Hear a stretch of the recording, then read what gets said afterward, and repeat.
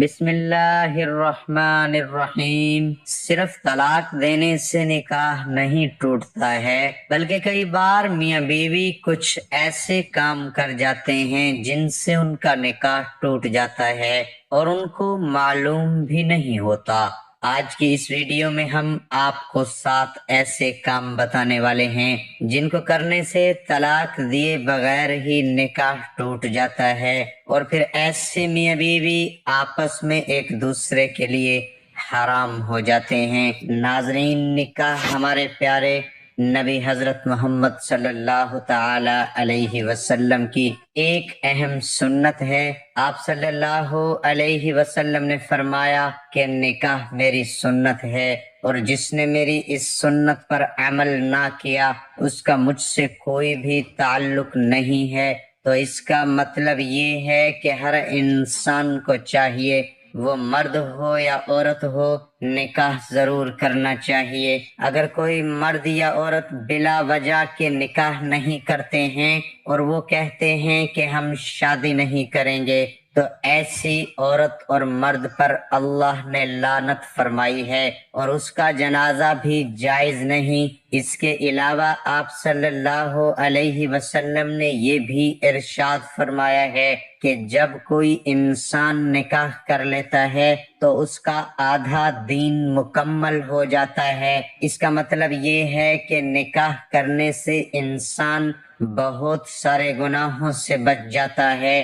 بے نکاح آدمی شیطان کا اعلی کار ہے۔ رسول اللہ صلی اللہ علیہ وآلہ وسلم نے اقاف ایک صحابی کا نام سے فرمایا، اے اقاف، کیا تیری بیوی ہے؟ انہوں نے عرض کیا، نہیں۔ آپ نے فرمایا، اور تو مال والا، وسعت والا ہے؟ عرض کیا، ہاں، میں مال اور وسعت والا ہوں۔ آپ نے فرمایا، تو اس حالت میں تو شیطان کے بھائیوں میں سے ہے۔ اگر تو نصارہ میں سے ہوتا تو اس کا راہب ہوتا۔ بلا شبہ نکاح کرنا ہمارا طریقہ ہے۔ تم میں سے سب سے بدتر وہ لوگ ہیں جو بے نکاح ہیں، اور مرنے والوں میں سب سے بدتر وہ ہیں جو بے نکاح ہیں۔ کیا تم شیطان سے لگاؤ رکھتے ہو؟ شیطان کے پاس عورتوں سے زیادہ کوئی ہتھیار نہیں جو صالحین کے لیے کارگر ہو، مگر جو لوگ نکاح کیے ہوئے ہیں یہ لوگ بالکل مطہر ہیں اور فحش سے بری ہیں۔ اور فرمایا، اے کاف، تیرا برا ہو، نکاح کر لے، ورنہ پیچھے رہ جانے والوں میں سے ہوگا۔ 3 صحابیوں نے اپنے آپ ارادہ کیا کہ وہ بس اپنا سارا وقت عبادت الہی میں گزاریں گے۔ تینوں میں سے ایک نے کہا، میں تو اب ہمیشہ رات بھر نماز پڑھوں گا۔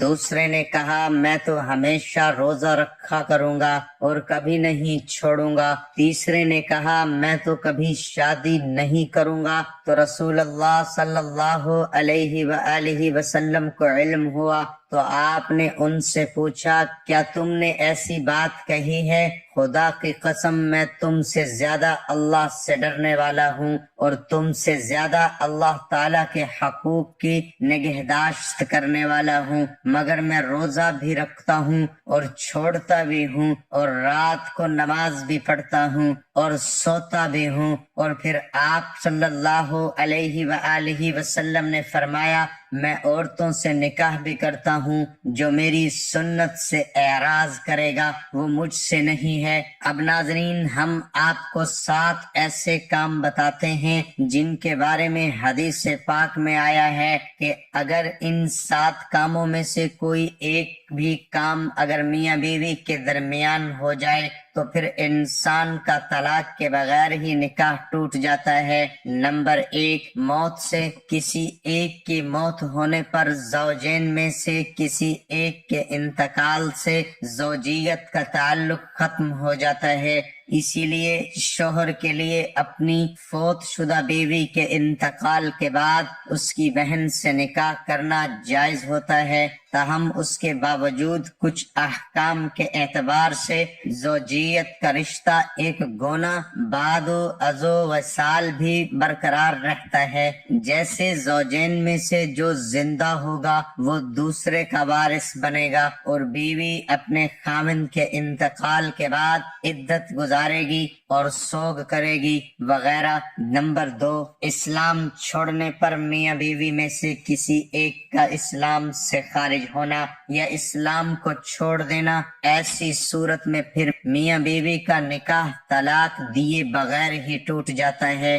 زوجین میں سے اگر کوئی بھی دین اسلام چھوڑ دے نعوذ باللہ تو دونوں کا نکاح ختم ہو کر دونوں میں علیحدگی واقع ہو جاتی ہے۔ نمبر 3، خلا لینے پر میاں بیوی باہمی طور پر اس بات پر راضی ہو جائیں کہ بیوی شوہر کو کوئی مالی عوض دے گی، جیسے اپنا مہر معاف کر دے گی، اور شوہر اس مالی عوض کے بدلے میں اپنی بیوی کو اپنی زوجیت سے آزاد کر دے گا۔ چنانچہ شوہر کے خلا دینے سے بیوی پر طلاق بائن واقع ہو جائے گی۔ نمبر 4، کسی ایک کے لاپتہ ہو جانے پر، اسی طرح شوہر کے غائب ہونے کی صورت میں بھی امام مالک رحمت اللہ علیہ کے مسلک پر عمل کرتے ہوئے اگر مطلوبہ شرائط پائی جائیں تو قاضی 4 سال کے انتظار کے بعد بیوی کو غائب شوہر کے نکاح سے آزاد کر سکتا ہے۔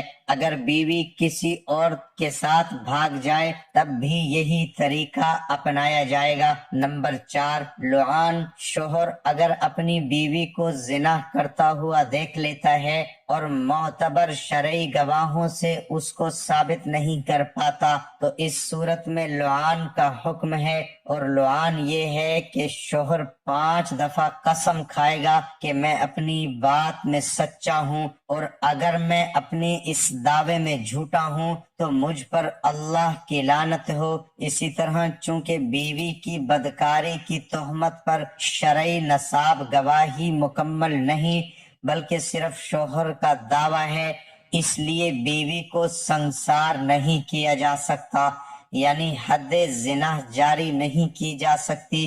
تاہم شوہر کی تہمت کو اپنے سے دور کرنے کے لیے اور اپنے آپ کو زنا کی حد سے بچانے کے لیے بیوی پر بھی لازم ہوتا ہے کہ وہ 5 قسمیں کھائے کہ میرا شوہر جھوٹا ہے، اور اگر وہ سچا ہے مجھ پر اللہ کا غیظ و غضب نازل ہو۔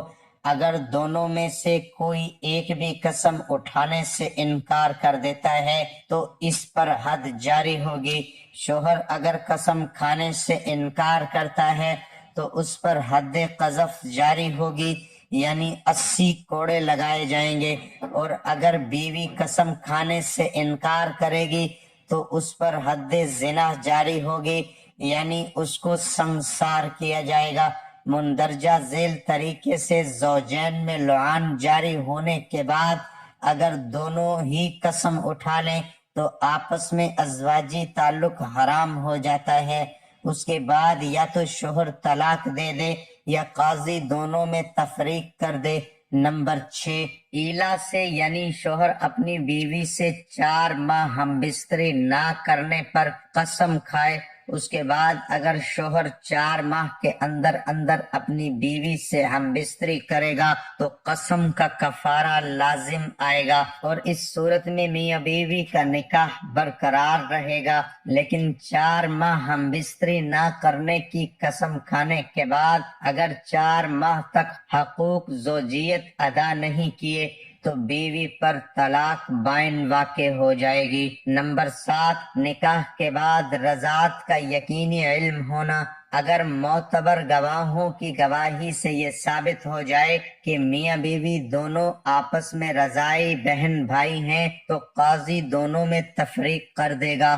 مذہب اسلام میں نکاح ٹوٹنے اور ختم ہونے کے متعدد اسباب ہیں۔ شوہر بیوی کو طلاق دے دے، میاں بیوی کے درمیان خلا ہو جائے، یا اسلامی ملکوں میں قاضی اور غیر اسلامی ملکوں میں شرعی پنچایت شوہر کے نامرد یا لاپتہ وغیرہ ہونے کی صورت میں شریعت کے مقررہ اصول کے تحت نکاح فسخ کر دے۔ اللہ تعالی ہمیں برائی سے بچائے اور تمام امت مسلمہ کو دین کی مکمل سمجھ نصیب فرمائے، آمین۔